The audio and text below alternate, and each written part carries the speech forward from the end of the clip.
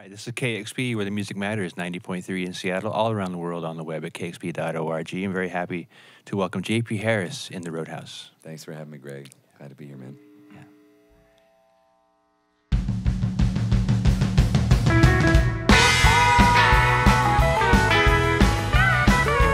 Was an old chicken soft boy from up in Tennessee, making wine out of water with her sight to see.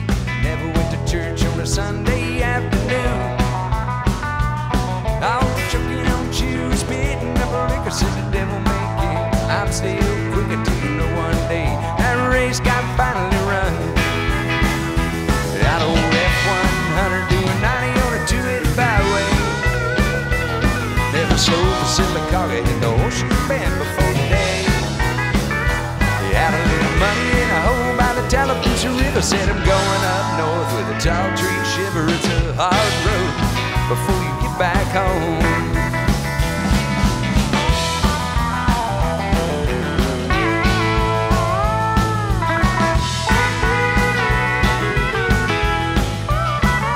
Yeah, she took the black out the berry, swizzled the juice. She took the rich boys home for a particular use. You want something free, got to head out and get it yourself. Baby liked to drive because she didn't like running. Thought all them IOUs, it wasn't coming till one day she knew she had to be anywhere else. Yeah, East Texas don't feel so big when you paint up a small town. Just a little time south of the border till the whole thing cooled down. Had a little trouble crossing over at the Rio Grande. It's a mighty big river with some mighty hot sand. It's a hard road before you get back home.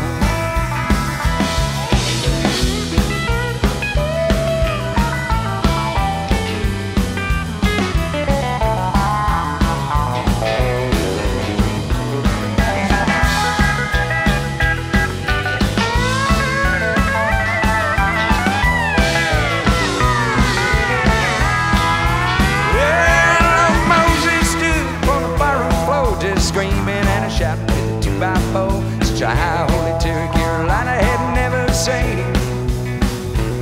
Yeah, pound for pound, the boy's trouble size. You know his money talk, usually lied, but it ain't fair. But even bad dogs get that day. Yeah, she did come up Sundays and bitch about the gentleman downtown. Just wind them up a little, cause you're finally gonna straighten them out. He had a little heaven in the shade by the Nonochucky River. What the Lord don't see, the Lord don't remember. It's a hard road before you get back home. Oh, it's a hard road before you get back home.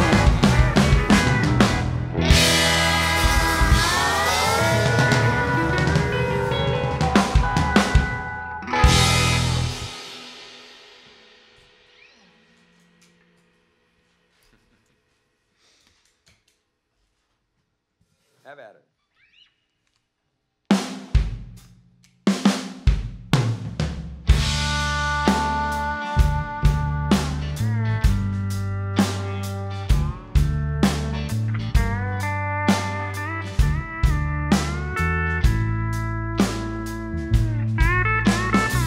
I wanna go to a new town, one no memories hanging around. Nothing there to drag me down but my own cross that I've made. Find work down at the Labor Ready. It ain't good, boys, and it ain't steady. But I can leave anytime I'm ready. Any day now, draw my pay. I was born a runaway, but leaving comes natural, that's what they say. Guess I never had the mind to pay to stay in nowhere long.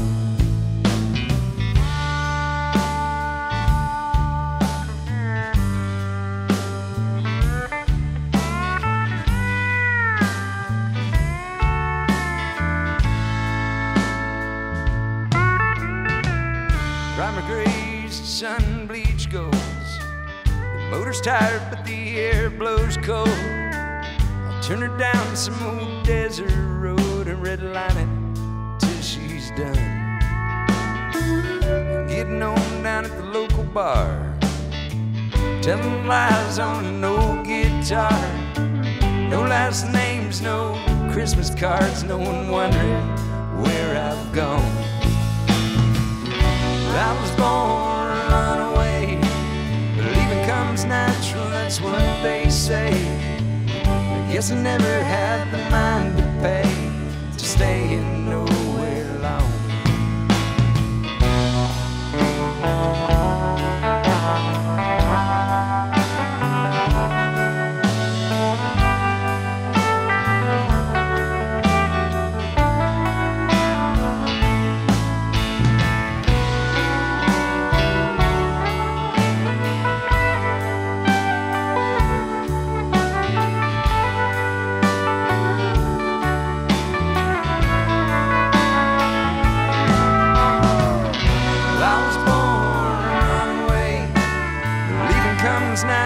That's what they say. I guess I never had the mind to pay to stay in nowhere long.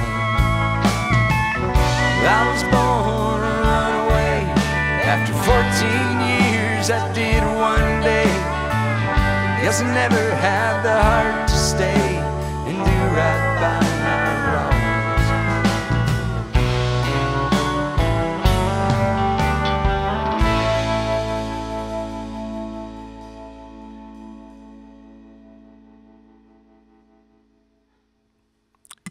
All right, J.P. Harris, the song Runaway from the latest record called Sometimes Dogs Bark at Nothing. It's on Free Dirt Records, and the first song was called Hard Road.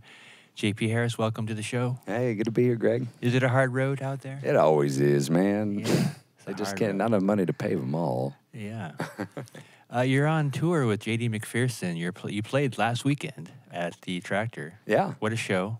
Thanks. You burned the house down. Oh, well, we try. Do our best, you know. Yeah, yeah.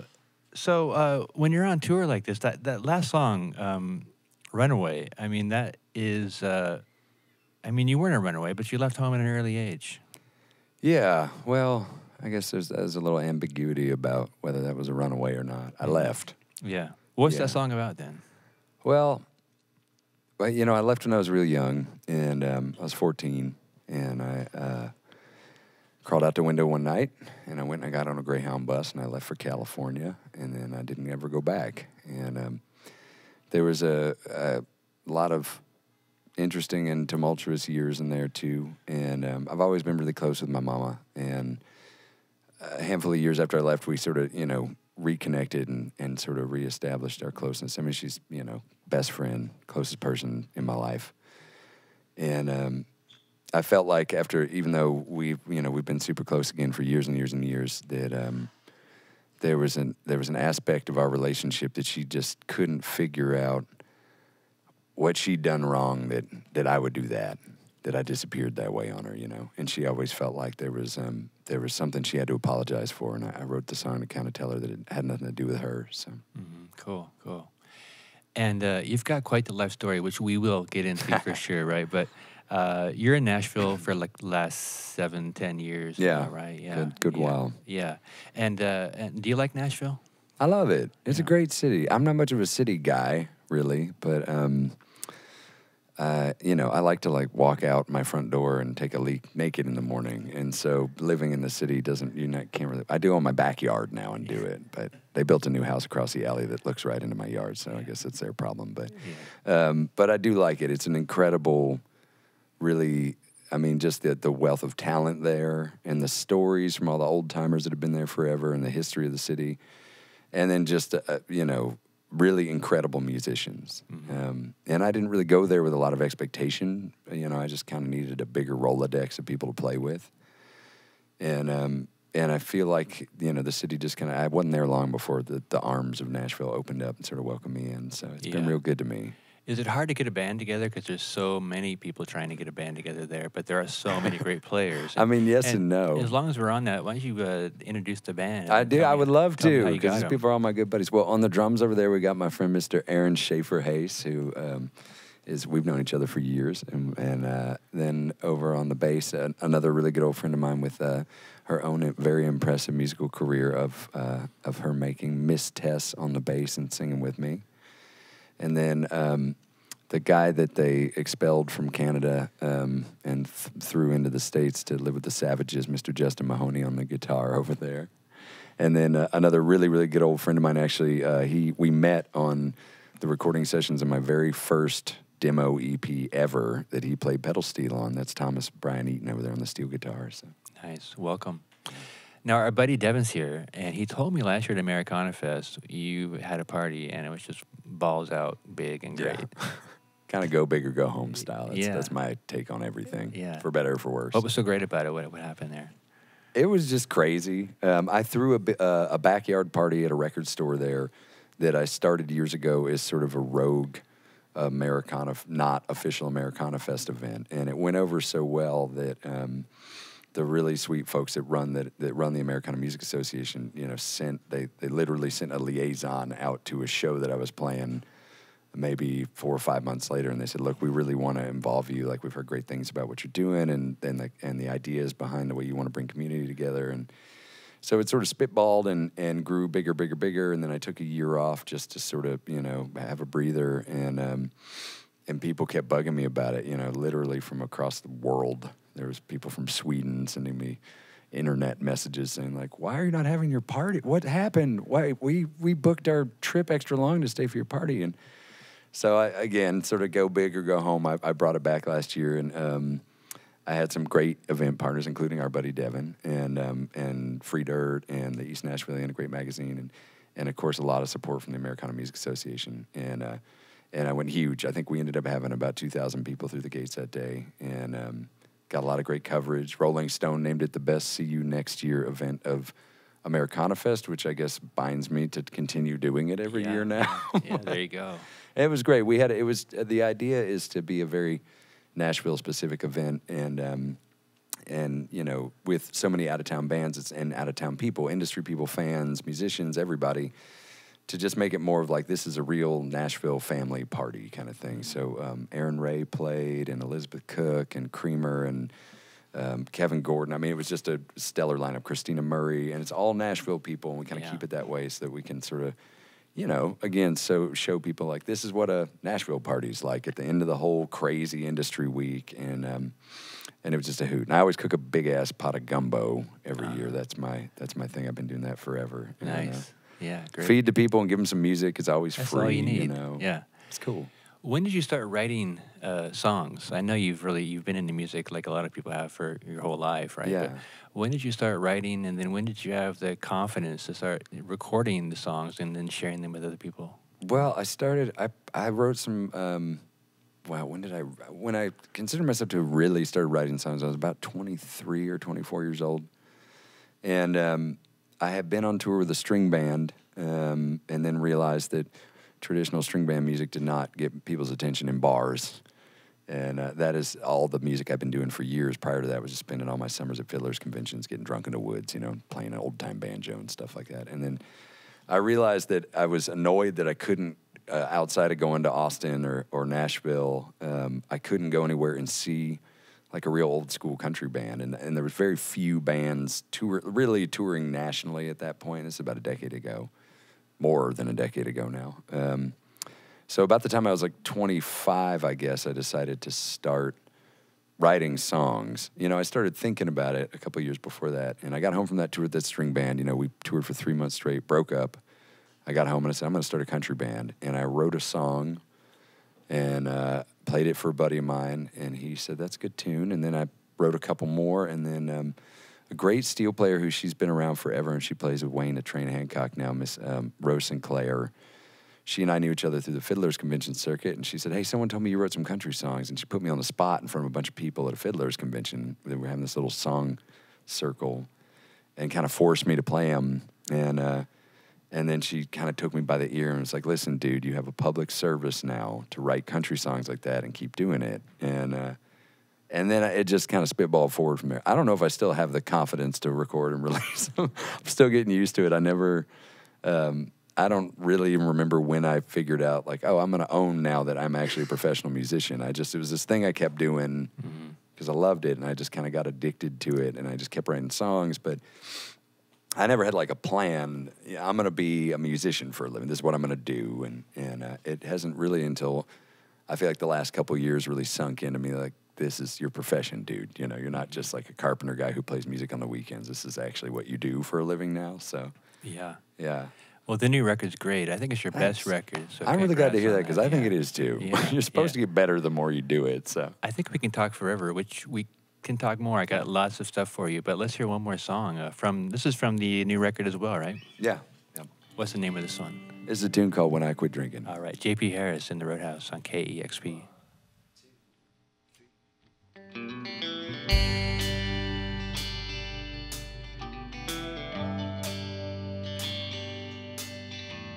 Spend most nights at home these days. I'm looking good, so my friends all say when they see me, which is kinda rare. Do my drinking down at the soda shop. No more bars, no more barley pops for me these days. Yeah, I've changed my ways. And I know it seems that I'm better off, but I can't shake these thoughts, Lord, when I quit drinking.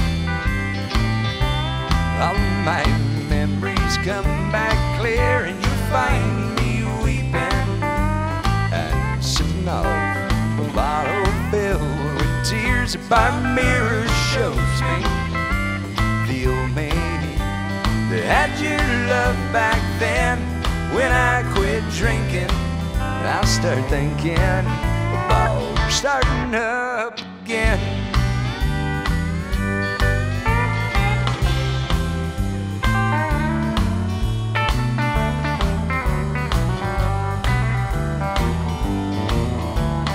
It's nice to know where I was last night.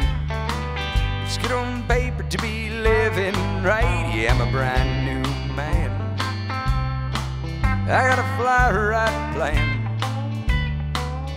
If I'm lost in thought, Lord, I'm doing fine. Just sometimes get these clouds in my mind, but when they're gone away, somehow the sky's still gray.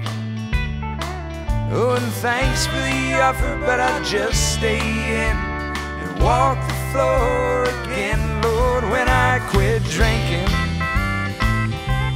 All my memories come back clear, and you'll find me weeping and sipping off a bottle filled with tears. A part mirror shows me the old me that had your love back then. When I quit drinking, I start thinking about starting up again.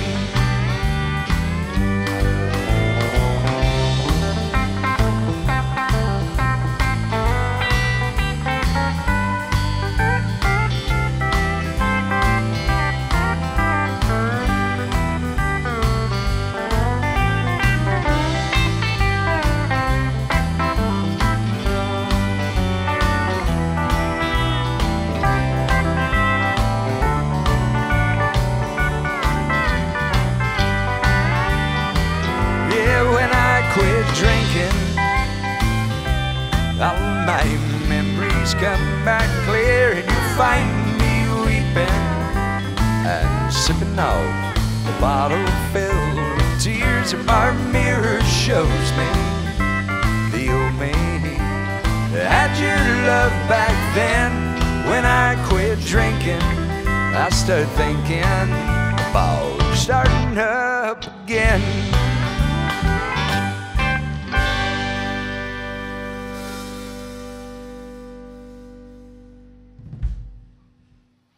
J.P. Harris in the Roadhouse on KEXP. Sometimes Dogs Bark at Nothing is the latest album on Free Dirt Records. That song, I Quit Drinking. It's kind of hard to drink when you have a day job, right? Yeah, well... And I say that because people know you as a carpenter as well. Yeah, yeah. I'm not going to say that I didn't drink it during my day job at times, but... yeah, no, I am a carpenter, and... I've been doing that. I still, I was kind of laughing about that earlier. That I always identify as a carpenter, kind of first and foremost. It's like the sort of like proletariat in me that's Well, I wanted to ask you about that. A lot of people write things and talk a lot of stuff about you, and it's all true, right? But you're sort of a publicist's dream, right? You have this amazing backstory of your life. Yeah. And I thought instead of sort of putting you on the spot and asking the same old question to tell me that great story again, I would just ask you a couple yes or no, true or false questions. True, false, I love that. And you say yes or no. Okay, cool. Okay, and then elaborate if you want to. Okay. You were, quote, off the grid with no electricity or water, running water, for over 13 years. True. You shingled a house in 60 degrees below zero weather with high winds. Also true, unfortunately. Was it really 60 below? It was negative 60 degrees, yep. You were a sheep herder for a tribe of Navajo women. Also true. Were there no men there? Not too many. No, I was out in the northeast corner of Arizona, and interesting enough, is something that's really, really, really beautiful about the Navajo culture, the Knecht culture, is that their own moniker for it. It's very matriarchal, and the men tend to take sort of the back of the saddle, and so all the communication we ever had with anybody about what we were up to, if we were fixing, sheep pens or where we were taking the sheep, or if we were digging new outhouses or whatever, it was always, you go talk to the old ladies. The old men are who you're like, hey, where are the wrenches and the post hole diggers? But the business end of thing was always with the old ladies. So you hopped a lot of trains. Also true. I through SeaTac many a time, actually. Really? Mm-hmm. Yeah. What's the one secret about hopping trains? Don't die. Yeah. Yeah, it's really an important part of it. Your first bands were punk bands. Also true. And you played like makeshift DIY shows in the desert with your own generators. I did all of that stuff, correct? Back when that was actually in Las Vegas. My family left Alabama, we kind of moved all over out west for a little while. And now when I drive through Vegas every handful of years, I'm crossing over a section of freeway with a bunch of new golf course communities, and I'm like, this is where we used to get wasted and have shows, man. Right where we're driving right now. This used to be 5 miles out of town. Yeah, not no more. So you were just a handy guy. You probably had an old man that was handy, right? And you learned how to use your hands. Yeah. And you just went wherever you could to get work on your sort of path to wherever, I guess. That's basically, I credit it to Erector Sets and Tinker Toys and Lincoln Logs. Those, my parents bought me all 3 of those when I was a kid. Those are kids of the 80s toys, late 70s, early 80s. And yeah, my dad was actually kind of a handyman when I was like a baby. And by the time I was old enough to be sort of cognizant of what he did, he had moved up into sort of like construction management type stuff. But yeah, I always had to, when we moved out to the desert, it was this whole weird wasteland for me. And, still to this day, Mad Max Beyond Thunderdome is my favorite movie on earth. Hands down, Tina Turner is like so cool in that movie. And so we moved out to the desert, and then like building forts out of broken car hoods, and it really felt like post-apocalyptic, And same with when I got out to Navajo Reservation, and I just always had this fascination of making shelter and fixing junk, and then eventually I had to figure out how to make money. So then I bought a tool belt and a hammer. And now, what does the band here think now when you're on the road and you're like, hey, let's just crash in this old barn, and they want, they lived on the grid for their whole lives, and they're like, how about a hotel? Well, Mahoney over there, at least, Mr. Guitar Man, I don't know if you could say his life was on the grid at any point.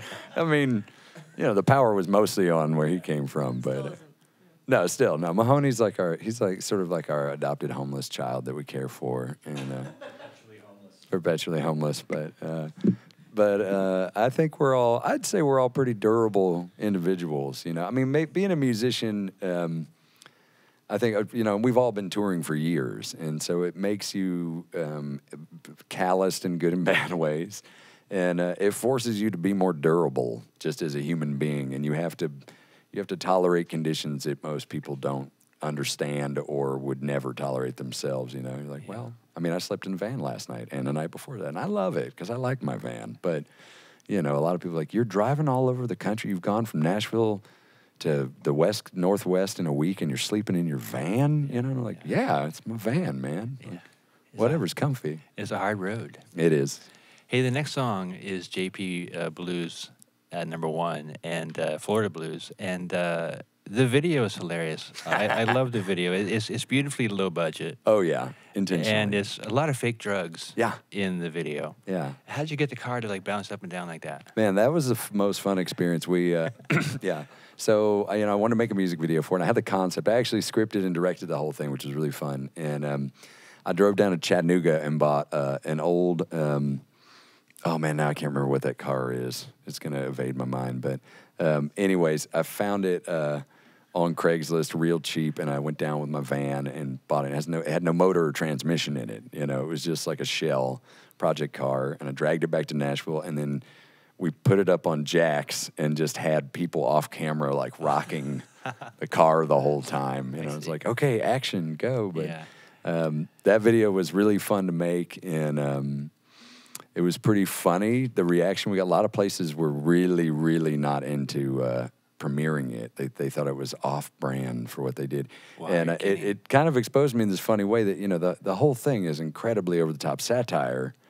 And I thought it was an interesting juxtaposition that, you know, people, if it was a video of everybody getting wasted on whiskey, that's okay, but like sort of exposing this comical but darker side of the reality of the world, you know. And the road. And the road, exactly. It was kind of like, you know, the song is, unfortunate. I'm not going into any detail for legal reasons, but it's biographical of a really dark stretch of my life many years ago while touring. And I got far enough away from it that I could write a really sarcastic song about it.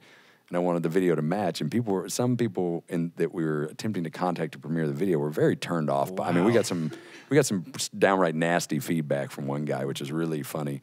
And then as soon as it came, our local Free Weekly in Nashville premiered it. And as soon as it came out, suddenly with the request to re-premiere came flooding in. You know, they're like, oh, well, they did it and didn't get their asses handed to them. It's so funny. Thank you. I'm glad you like it, because I think it's the props and the costumes are hilarious. And then J.D. McPherson's got a cameo. He makes an omnichord solo appearance in it. Yeah, it's a really nice cameo. Yeah. So.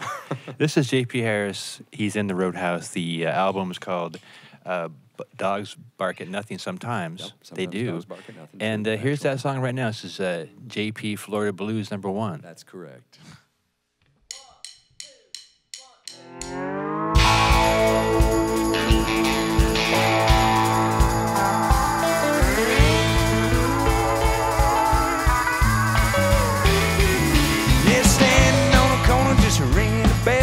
Searching for heaven and looking like hell, wondering how I wound up south of that Georgia line. I've been chasing my tail, scratching my fleas, trying to get the rabbit out to LOG, but his old dog, he done dug a little too deep this time, baby. Ooh, I lost my mind out on the highway. Yeah, seeking my inspiration with my nose. Yeah, there's outline situations led to some minor complications. Now I'm sweating them out in this motel room alone. This summer hotness, honey's dancing on a bar top. Spray tan old man selling me pop rock. Said, you're good to drive, boy, I got your deal. Yeah, but you know it's hard to tell where you're going when it's 85 and snowing, and you powdered your face till you can't feel. Lord Jesus, won't you take the wheel? I said, I lost my mind out on the highway. Yeah, seeking my inspiration with my nose. Yeah, there's outline situations led to some minor complications. Now I'm sweating them out in this motel room alone. Go do it!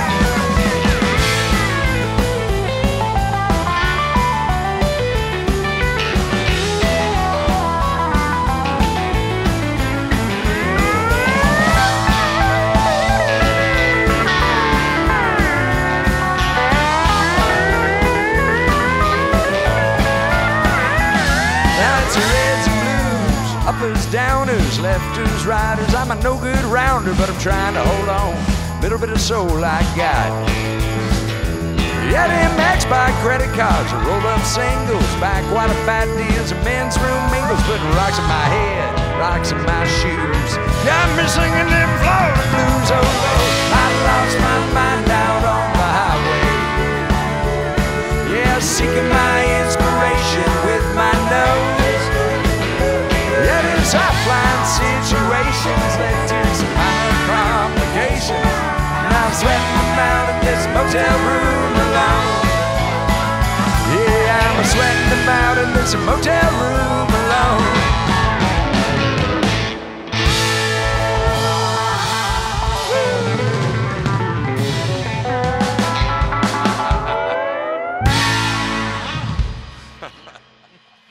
All right. J.P. Harris, the song's called Florida Blues. JP's Florida Blues #1. That's correct. And the album's called Sometimes Dogs Bark at Nothing on Free Dirt. JP, it was great to have you here. We'll see you in Nashville for the party. Sounds like a plan, Greg. I appreciate y'all having us in. Thank you so much. This is KEXP. Discover new music at listener-powered KEXP.org.